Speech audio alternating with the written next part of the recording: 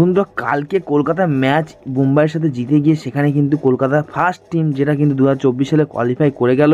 আর এখানে পয়েন্ট টেবিলে কিন্তু তার পাশে কিন্তু কিউ চিহ্নটা উঠে গিয়েছে। আর এই কিউ চিহ্ন মানে বন্ধুরা তোমরা কিন্তু জানোই যে কিউ চিহ্ন মানে কিন্তু এখানে কোয়ালিফাই হয়ে গিয়েছে। আর এখানে যে কোয়ালিফাইটা করেছে ফার্স্ট টিম সেটা হলো কেকেআর। 2024 কিন্তু কেকেআরের জন্য খুব ভালো দিক যাচ্ছে। আর সেই দিয়ে দেখতে গেলে সব প্লেয়াররাও কিন্তু ব্যাপক ফর্মে আছে।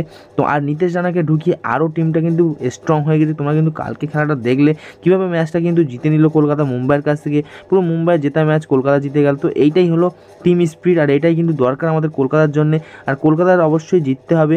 আর যেহেতু আর কিছুটা মাত্র খেলা আছে সেটা কিন্তু জিতলেই কলকাতা ফার্স্ট প্রাইজ নিয়ে নেবে। আর সেই আনন্দে আজকে জানাবো যে কলকাতা তো উঠে গেল, বাকি আরও 3টে টিম কারা উঠবে কোয়ার্টার সেমিফাইনালে সেটা কিন্তু সেমিফাইনাল টিম সেটা কিন্তু তোমাদের জানাতে হবে। সেই জন্য আজকে ভিডিও তোমরা প্রথম থেকে লাস্ট পর্যন্ত দেখো।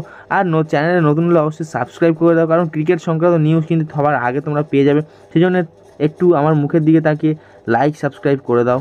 বন্ধুরা কলকাতা তো এখানে 18 রানে হারিয়ে কালকেই কিন্তু অফিসিয়ালিভাবে কোয়ালিফাই করে গেল সেমিফাইনালের জন্য। আর কোন কোন টিম আমরা এখানে দেখে নিই, যদি একটু কলকাতা বাদে আর কোন কোন 3টে টিম উঠতে চলে সেটা আমরা একটু পয়েন্ট টেবিলের দিকে একটু নজর দিই। পয়েন্ট টেবিলে এখানে দেখতে পাচ্ছি কেকেআর কিন্তু সবার আগে, আর যেহেতু সে কোয়ালিফাই করে গেছে। আর রাজস্থান রয়্যালস সেখানে কিন্তু আর একটা ম্যাচ জিতলে তোমরা দেখতে পাচ্ছ 11 ম্যাচে কিন্তু সে 8টা জিতে গেছে, 16 পয়েন্ট হয়ে গেছে।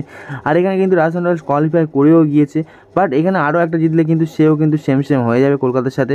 বাট রান রেট কলকাতা যেহেতু অনেক বেশি সেই জন্য কিন্তু কলকাতার নিচেই থাকতে হবে রাজস্থান রয়্যালসকে। সানরাইজ হায়দ্রাবাদ এখানে দেখতে গেলে তোমার কি সানরাইজ হায়দ্রাবাদ কিন্তু 12 ম্যাচে 7টা জিতে এখানে 14 পয়েন্ট নিয়ে এগিয়ে আছে। আর একটা ম্যাচ যদি সানরাইজ হায়দ্রাবাদ জিততে পারে তাহলে কিন্তু সেই সানরাইজ হায়দ্রাবাদও কিন্তু কোয়ালিফাই করে যাবে, যেহেতু সানরাইজ হায়দ্রাবাদের কিন্তু চেন্নাই থেকে অনেক রান রেট মোটামুটি চেন্নাইয়ের রান রেট কিন্তু অনেকটা বেশি আছে। আর চেন্নাই এখানে যে অবস্থা আছে সেটা কিন্তু দেখতে গেলে এখানে 12 ম্যাচে 12 পয়েন্ট। চেন্নাইকে 2টো ম্যাচ একটা জিতলে কিন্তু চেন্নাই কিন্তু ভালো জায়গায় যেতে পারবে। বাট চেন্নাই 2টো ম্যাচ 2টো জিতলে কিন্তু খুব ভালো হয়। আর এখানে দিল্লির দিক দিয়ে দেখতে গেলে লখনৌর দিক দিয়ে দেখতে গেলে লখনৌ দিক দিয়ে দেখতে গেলে এখানে কিন্তু খুব ভালো একটা পজিশন আছে তাদের জন্য এখনও পর্যন্ত। যদি উপরের টিমগুলো যদি হারে তাহলে কিন্তু এই দুটো টিমের কিন্তু লাভ হবে। আর আরসিবির দিক দিয়ে দেখতে গেলে আরসিবির যে চান্সটা আছে সেখানে চেন্নাইকে 2টো ম্যাচে কিন্তু একটা ম্যাচ হারতেই হবে, এরকম একটা ব্যাপার। বা 2টো ম্যাচে 2টো হারলে কিন্তু আরসিবির চান্স আর একটু গুরুতর হবে। আর যেহেতু খালি চেন্নাই বলে না, চেন্নাই দিল্লি 2টো টিমকে কিন্তু হারতে হবে, তাহলে আরসিবির জায়গাটা ফাঁকা হবে, এটাই ভালো ব্যাপার। বাট আরসিবির রান রেট কিন্তু দিল্লির থেকে এখানে দিল্লি আর লখনৌ থেকে কিন্তু বেশি আছে, আরসিবির রান রেট অনেক বেশি আছে। সেই জন্য দেখতে গেলে কিন্তু এই দুটো টিম যদি উপরের টিম যদি হারে তাহলে কিন্তু আরসিবি আর গুজরাটের জন্য কিন্তু ভালো একটা দিক, এখানে কিন্তু ওপরে যাবে। বাট আরসিবিকেও কিন্তু 2টো ম্যাচে 2টো ম্যাচ জিততে হবে, তাহলে কিন্তু আরসিবিরও চান্স আছে। তো এই দিক দেখতে গেলে আরসিবির চান্স কিন্তু 100-এ 90% চান্স। আর এখানে চেন্নাইয়ের চান্স কিন্তু অনেক বেশি আছে, যেহেতু চেন্নাই খেলা আজকে হচ্ছে।